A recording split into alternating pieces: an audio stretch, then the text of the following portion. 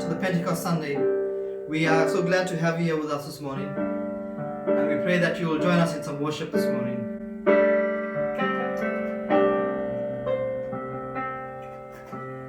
Hide me now under your wings. Cover me within your mighty hands. When the oceans rise and thunders roar, I will soar with you above the storm. Father, you are King over the floods, and I will be still, know you are God. When the oceans rise and thunders roar, I will soar with you above the storm.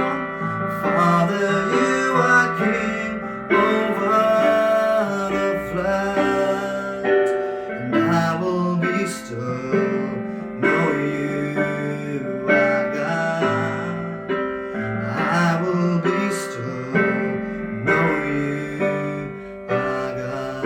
We glorify your name, Jesus. Yeah, we worship you, Father. Hallelujah. We lift your name above all names. We glorify you, Lord Jesus. Yeah. Hallelujah. Join me this morning. When the oceans rise and thunders roar, I will soar with you above the storm. Father, you are King over the floods, and I will be still, know you are God. I will be still, know you are God. Amen. Today we're going to try a new song this morning. So I hope you plug in. If you don't know the words, just listen this morning. It's a lovely song that we've learned, and I want to share it with you this morning.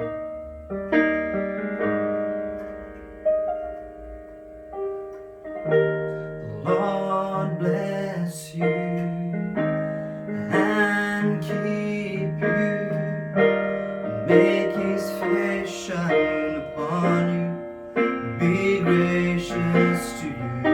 The Lord turn his face towards you and give you peace.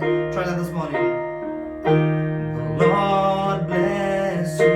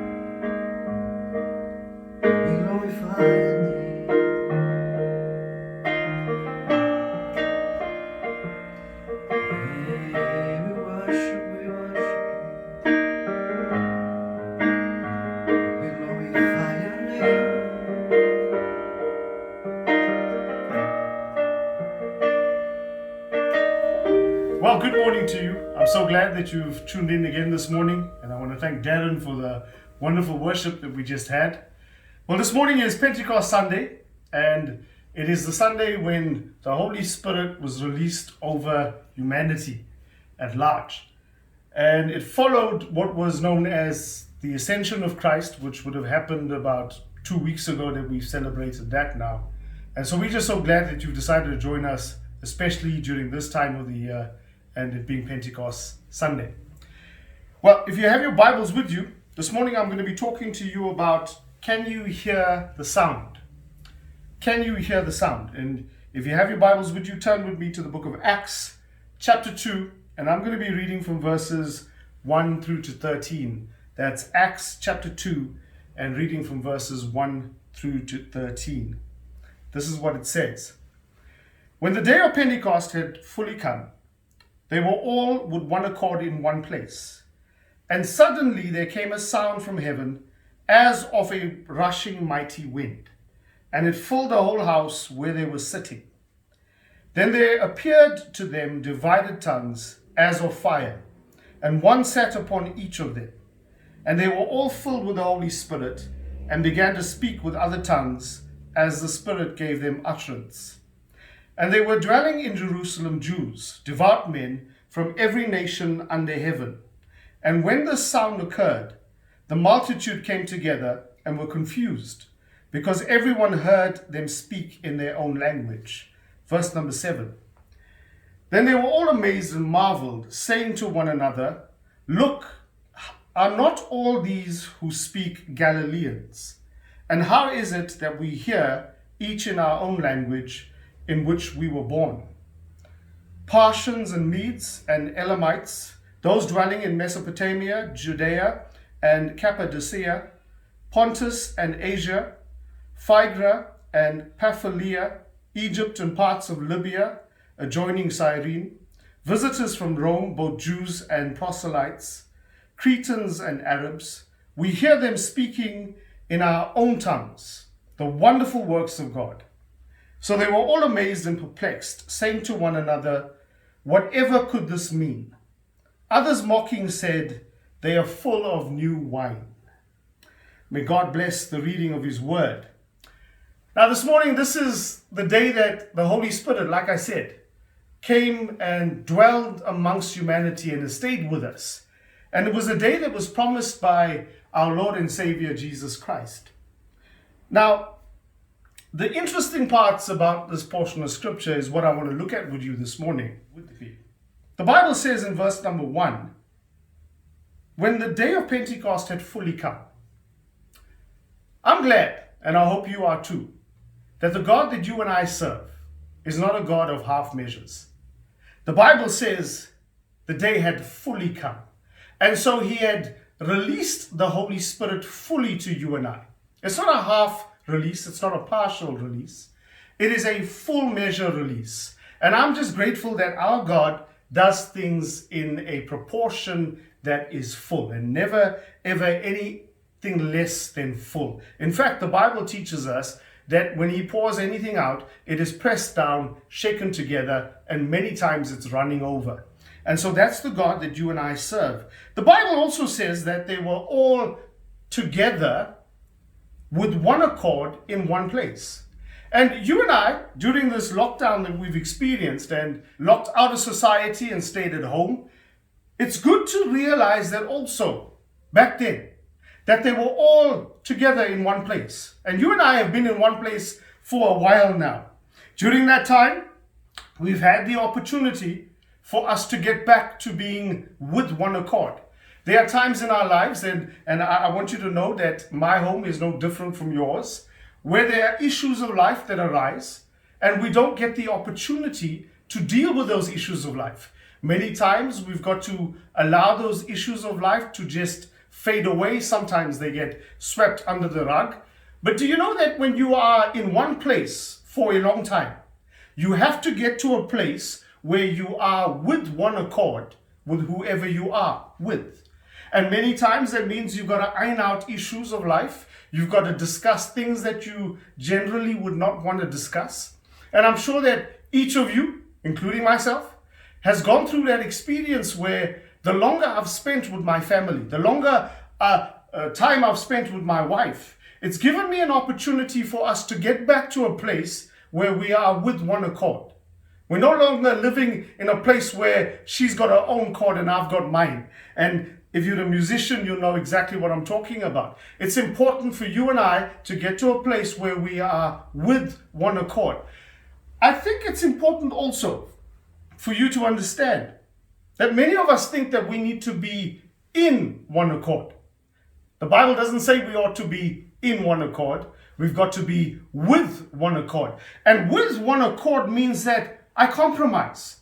With one accord means that I park my own opinion, even though it might be valid, and allow somebody else's opinion to come to the fore.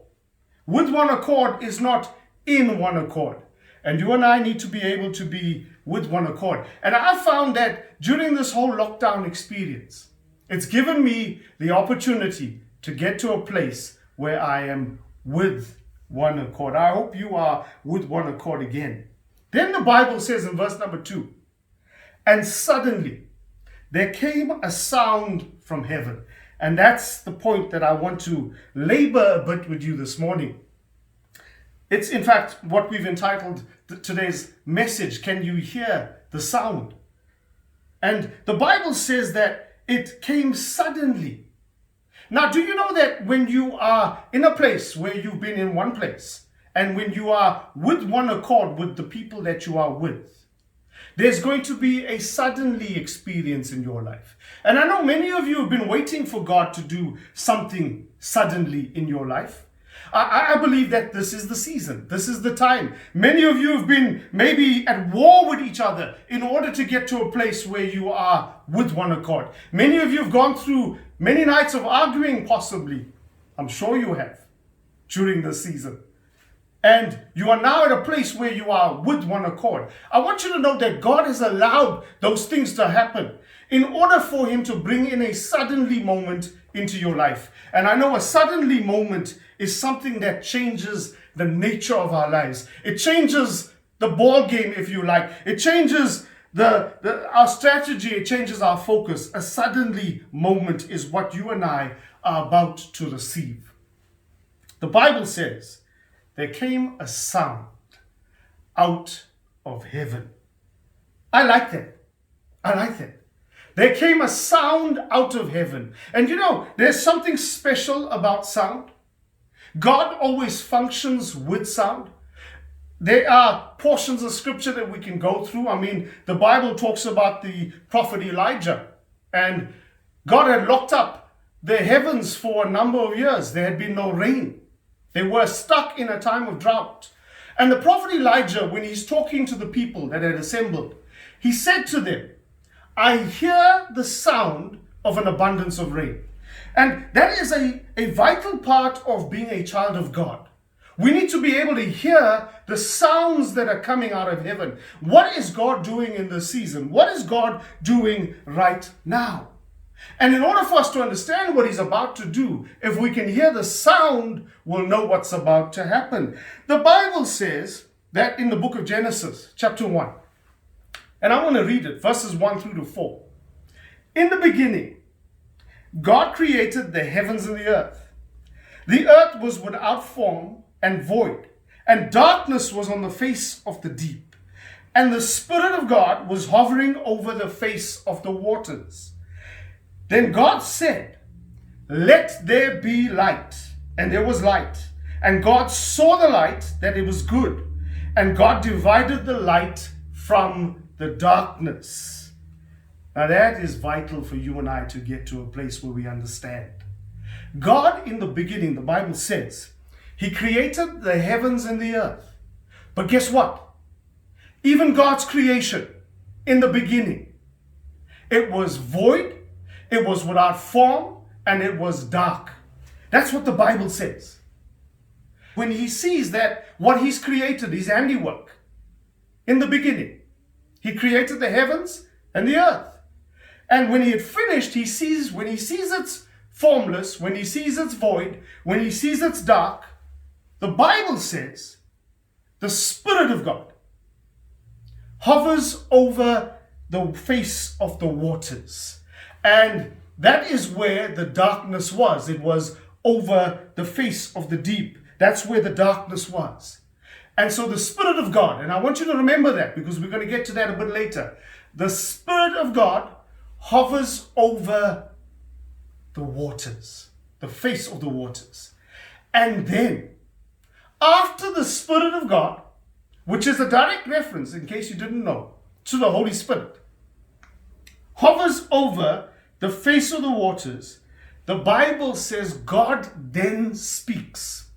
He then says, "Let there be light." I want you to understand this now. God had created everything. Until this point, until this moment, it would appear, based on what Scripture is teaching us, that God did all of this in silence. There wasn't a sound. There wasn't a commotion. There was silence. God was working. And there are many times in your life, in my life, when you and I are in a place where we are silently working. There's no sound. There's nothing really happening, but we're busy creating. And many times in the silence, our creations come out formless. They come out void and they come out dark. But guess what? You're in good company because God was exactly like that also. But there's a difference with God, and that's the difference that I want to present to you this morning.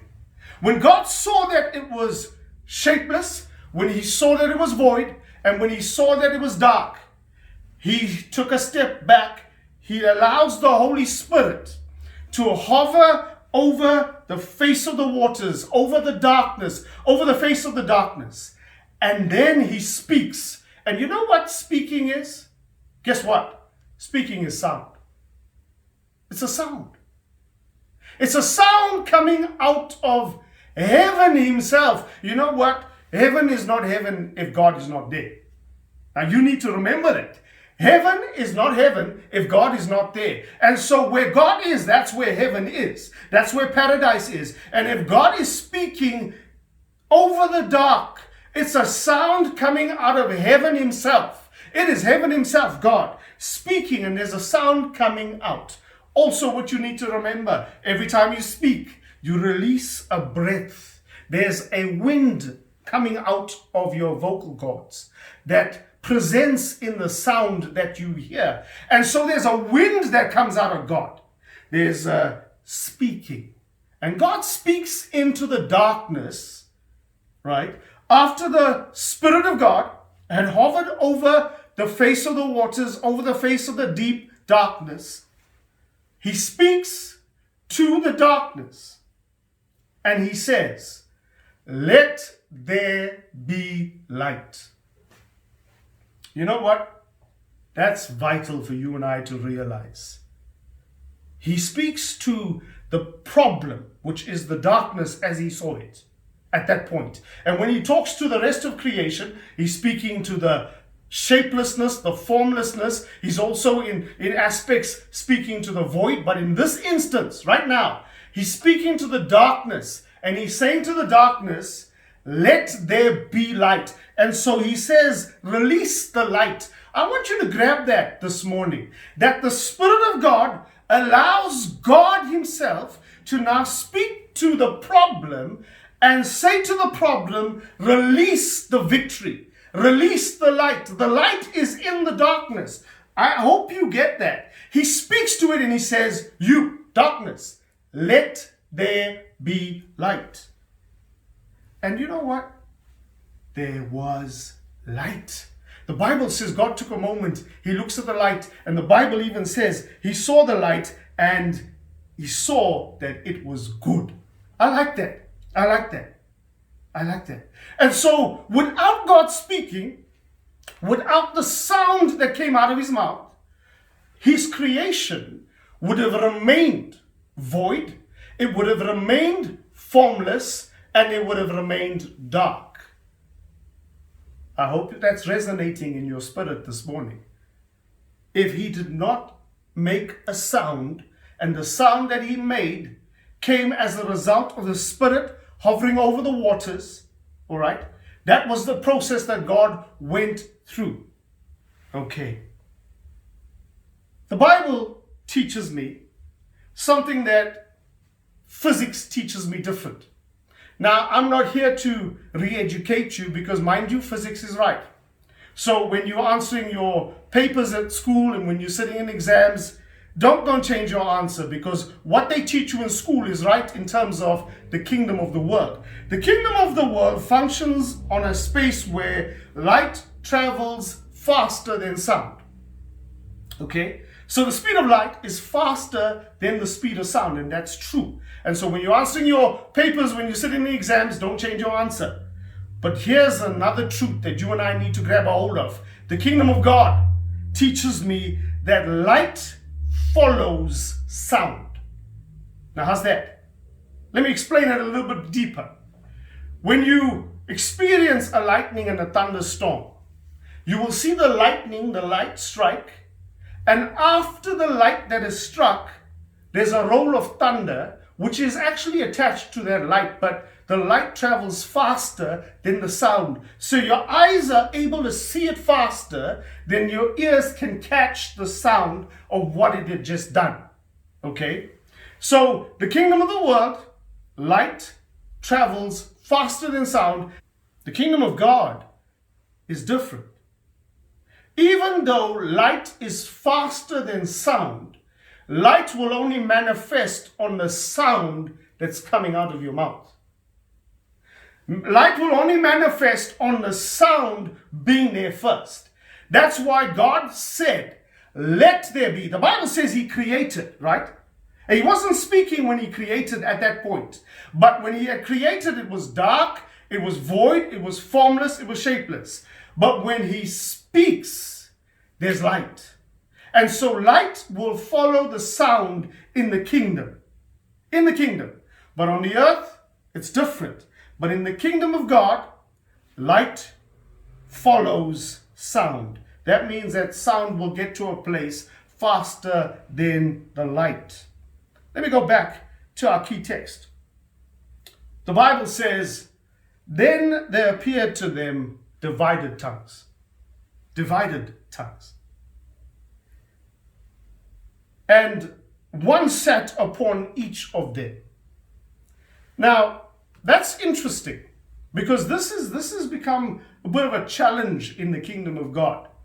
There's a lot of division happening in the kingdom of God, but it's not what this scripture is referring to. I want you to get a hold of that. When the spirit and the tongues is divided versus a church being divided, that's a different situation altogether. When we talk about divided tongues, right? It reminds me of what happened when Jesus one day was teaching some 5,000 men.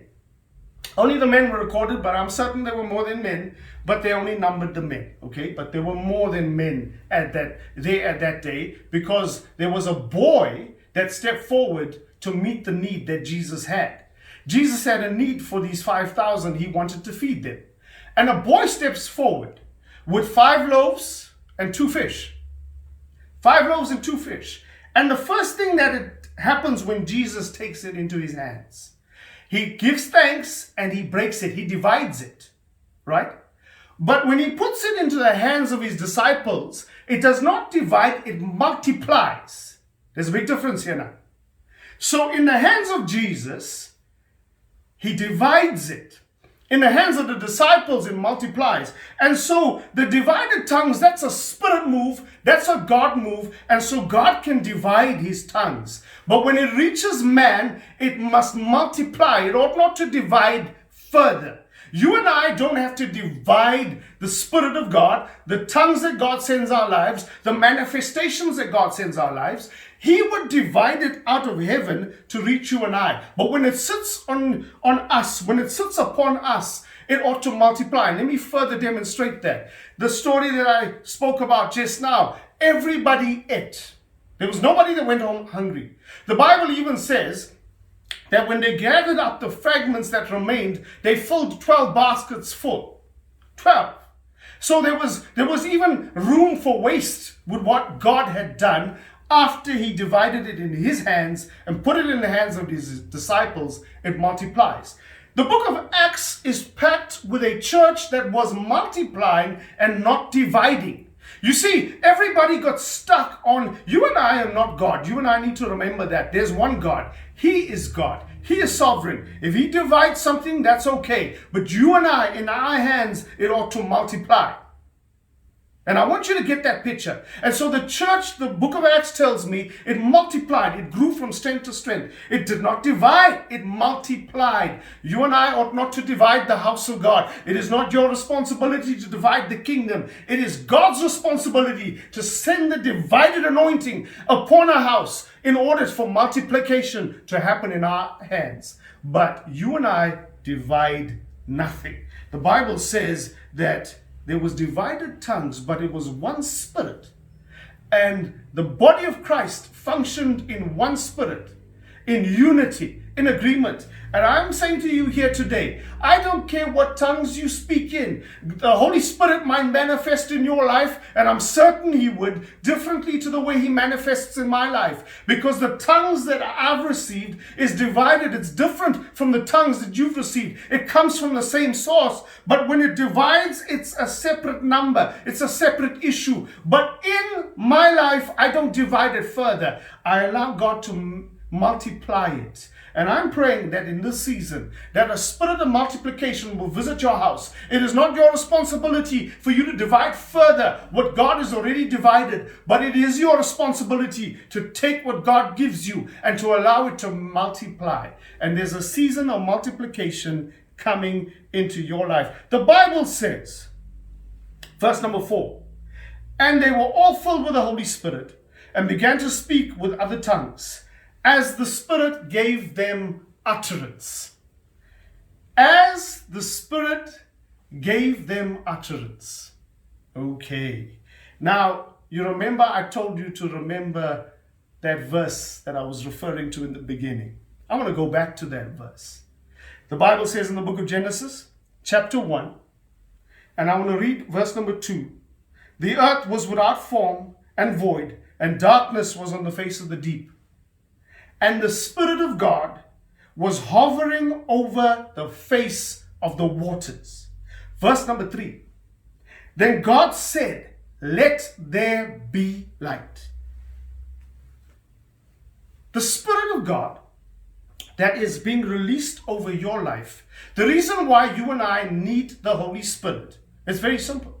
Because when the Holy Spirit comes over my life, there is a shift in the atmosphere of my life. There is a shift, in fact, on the inside of my life. And it will manifest on the outside of my life. Now, let me just explain something. The Bible says that when they had received the gift of the Holy Spirit, when they had received the gift of speaking in other tongues, and they began to speak in other tongues, the Bible says they spoke as the Spirit gave them utterance. Now, you remember from a few weeks, and I've been doing a few teachings over the few weeks. One of the things I said to you, that in this season, the mentors in your life need to be able to speak over your life. And I prayed that God would give them utterance. All right? That's a very important thing to remember. When somebody is allowed to speak with a spirit that allows them to speak into your life. The Bible says God, when he had created what he had created, and he had realized that it was void, and he had realized that it was shapeless, he realized that it was dark, he had to do something. The Bible says he allowed the Holy Spirit, which is a part of him, he's God. You've got God the Father, God the Son, God the Holy Spirit.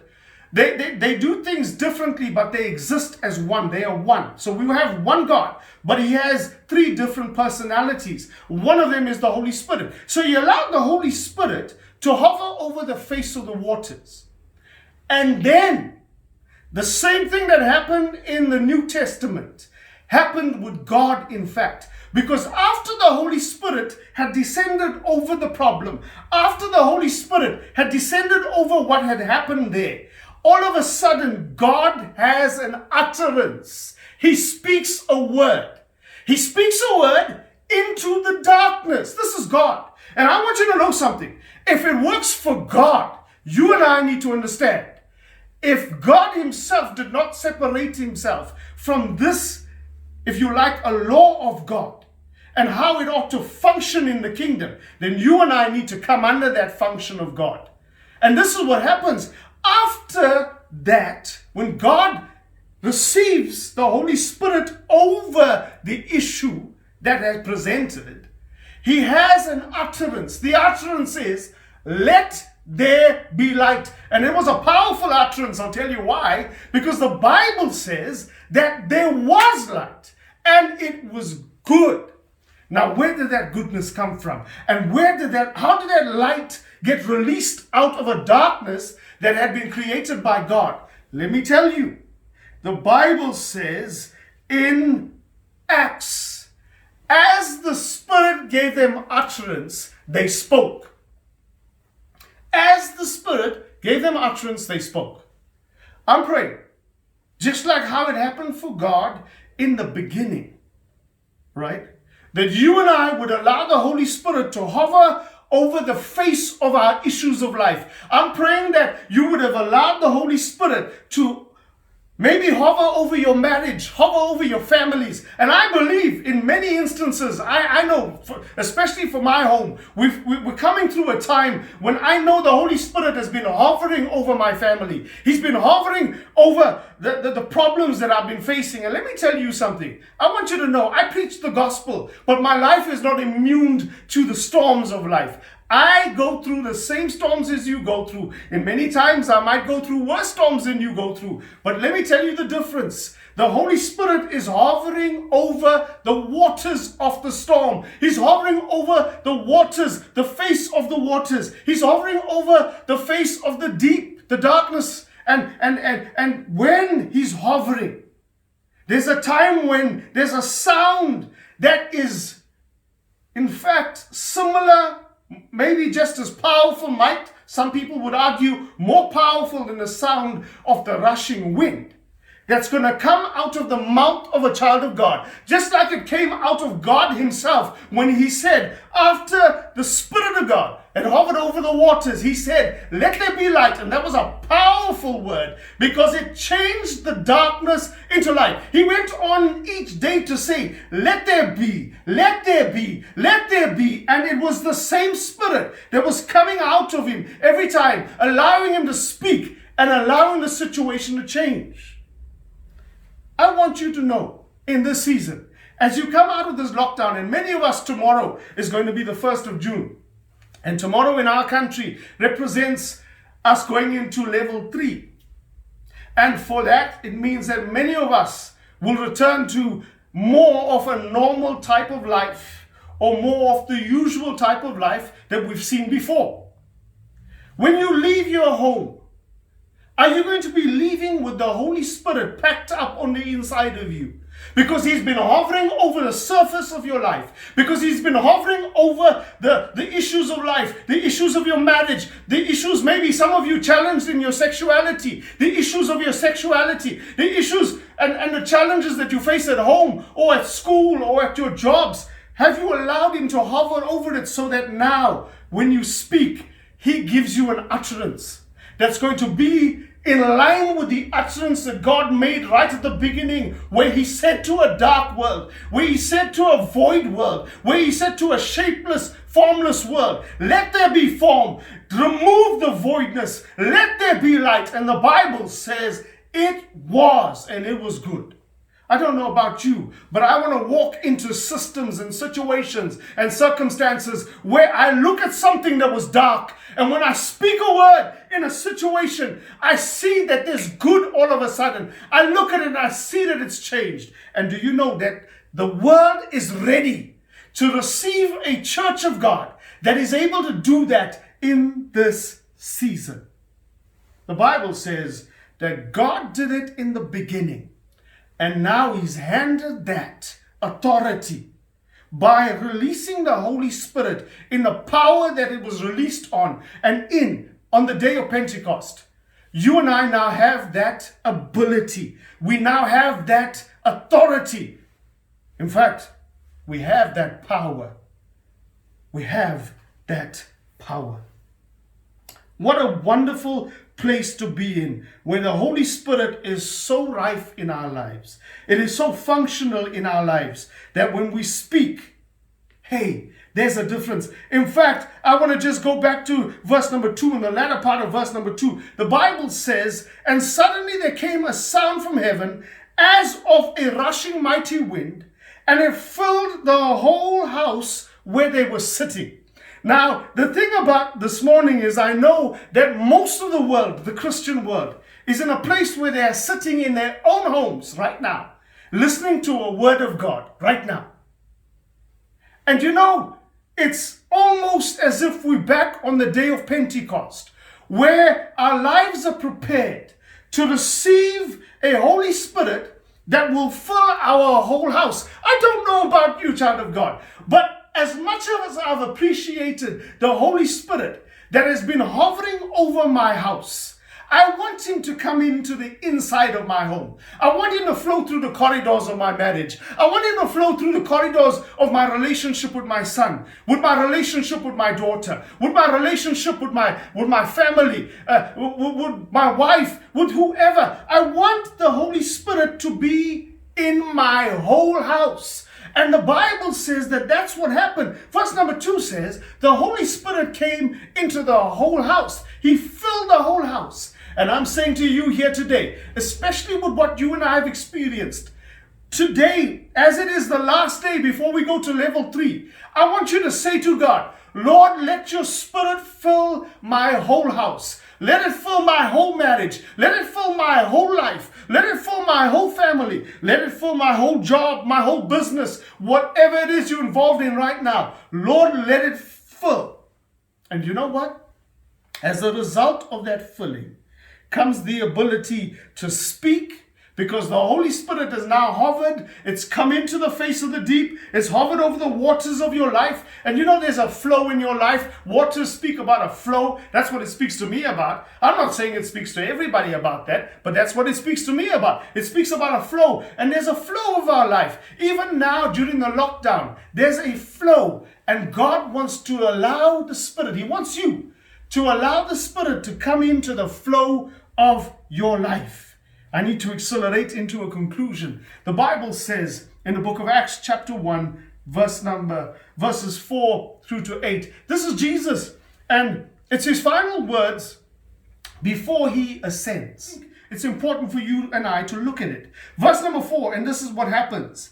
And being assembled together with them, he commanded them not to depart from Jerusalem, but to wait for the promise of the Father, which he had said, you have heard from me. And I want to say to you here today, don't depart from your home tomorrow unless you've received the Holy Spirit. Make it a matter of prayer right now. Say, Lord, I'm not going to leave until I've received the Holy Spirit. I want the promise. I want the promise. And this is what he says. Don't go. Stay where you are. Don't go anywhere. Stay where you are until you've received the promise. Verse number 5, for John truly baptized with water, but you shall be baptized with the Holy Spirit not many days from now. Verse number 6. Therefore, when they had come together, they asked him, saying, Lord, will you at this time restore the kingdom of Israel? Verse number 7. And he said to them, it is not for you to know the times or the seasons which the Father has put in his own authority. And I think that right there is such a vital word for you and I in the season that we're facing right now. Many people are trying to understand the season. They're trying to know the season that we're going through right now. I want to speak just as Jesus spoke to his disciples. I want to speak back at you this morning. And I want to say to you, it is not for you to know the times or the seasons. Don't worry about that. There's a full stop. You know that after that he says, and I'll read it again. It is not for you to know the times or the seasons which the Father has put in his own authority. Full stop. Verse number 8 says, but, and I like the fact that even when there's a full stop with God, that doesn't mean that it ends there. Verse number 8 says, and this is Jesus still speaking, but you shall receive power when the Holy Ghost has come upon you, and you shall be witnesses to me in Jerusalem, and in all of Judea and Samaria, and to the ends of the earth. You will receive power when the Holy Spirit has come upon you. And this is what Jesus was speaking to his disciples about. And I believe that Jesus, God even, is speaking to the body of Christ in this hour, in this season, saying to you, you're going to receive power when the Holy Spirit has come upon you. And so it is a season and a time for you and I not to worry about what's happening outside, not to worry about how the economy is even going to change, or how is my situation going to repair. But it is a season and an hour for you and I to receive the Holy Spirit in the full power, in the full might of God. It is not the hour for you and I to come into church and allow the power of the Holy Spirit to only be with the praise and worship leader. It is not the season or the hour for you or I to be dependent on the man of God to have the Holy Spirit and speak in the power that he can speak in. But it is a season and an hour for the entire body of Christ to be filled with the power that comes through the infilling of the Holy Spirit upon your life. You know, Jesus said to his disciples, it is so important that you receive the Holy Spirit, that you don't move from where you are until you've received him. And you know what? I've come to really appreciate that, especially with some of the things I've had to face over my life's journey, which is packed with many, many things. But I'll tell you one thing. In every situation, I've found that there's been power in my life for a victory. There's been power for my life, or over my life, for an anointing, for a release, for healing, for restoration. Not because of me, but because I've allowed the Holy Spirit. I've waited for the Holy Spirit. I allowed the Holy Spirit to fill my life so that when I speak a word, hey, it's like God saying, let there be light. And I look back and I see the light that I spoke about. And it is good. I'm praying and I know that God wants us to step into a place where as we speak it, because of the Holy Spirit that's on the inside of us, that has manifested in power and glory. That's what Pentecost fully coming means. He's manifested in power and glory so that you and I can have that power, can live in that power, can speak in that power, can command that power. The Bible says, the book of Ephesians, and this is my last verse. I spoke about this a bit last week. The book of Ephesians chapter 6 verses 10 to 17. It deals with the armor of God. But I just want to point out to you verse number 17. And this is what it says. And take up the sword of the Spirit, which is the word of God. The sword of the Spirit, which is the word of God. In this season, I'm hoping that you would be like David. David prays this prayer. And David had gone through a life's journey that ought to have separated him from kingdom. It ought to have actually dispelled him out of the kingdom. And so he murders a man. He takes the man's wife. He commits all types of issues and challenges of life. And in the end, he says, Lord, your word have I hidden in my heart, so that I might not sin against thee. And you know what? There's an intrinsic link between the Spirit and the Word. Because the Bible says, the sword of the Spirit, which is the word of the Lord. And word is sound. Word, there's a sound that's going to come out of your mouth in this season. I'm speaking it. I hope you're receiving it. That when you step into situations, when you step into issues of life, there's a sound that's going to come out of your mouth that's going to speak into darkness, going to speak into economy that's broken, going to speak into sickness, going to speak into areas where people need restoration. And there's going to be a witness. There's going to be a testimony of a change because you are a child of God that is functioning with the Holy Spirit in your life. Would you bow your heads? And I want to pray with you on this Pentecost morning. Father, I thank you for so many that have tuned in. I thank you, Father, that they've been faithful to listen through to the end. And Father, this morning I pray this Pentecost Sunday would be like no other Pentecost Sunday they had ever experienced in their life. Father, I'm believing that in homes right now, there's been a hovering of your Holy Spirit. I'm praying, Father, that your Holy Spirit fill the whole house where people are, every area. Father, where your people are seated. Father, I pray that there would be a Holy Spirit that would just be released into every area of their homes. Father, I pray that it would be upon them. I pray, Father, even in their homes, I pray for a spirit that would divide into each area of the home, a spirit that would divide into each person's life. And Father, I pray even after that division of the Holy Spirit, that there would be a multiplication of love. There would be a multiplication of joy. There would be a multiplication of peace. I pray for a multiplication in every situation, in every avenue. Father, I pray that this Pentecost Sunday, that your people receive the power that comes with the Holy Spirit that is ever present. A power to change, a power to shift, a power to, Father, change situations, propel situations. And Father, even a power for healing, a power for deliverance, a power for restoration. In Jesus' name I pray it. And all of God's people said, Amen. I thank you this morning for tuning in. I pray that you're going to be blessed. And please remember to click on the like, click on the share, click on the subscribe. God bless you until I see you again. Amen.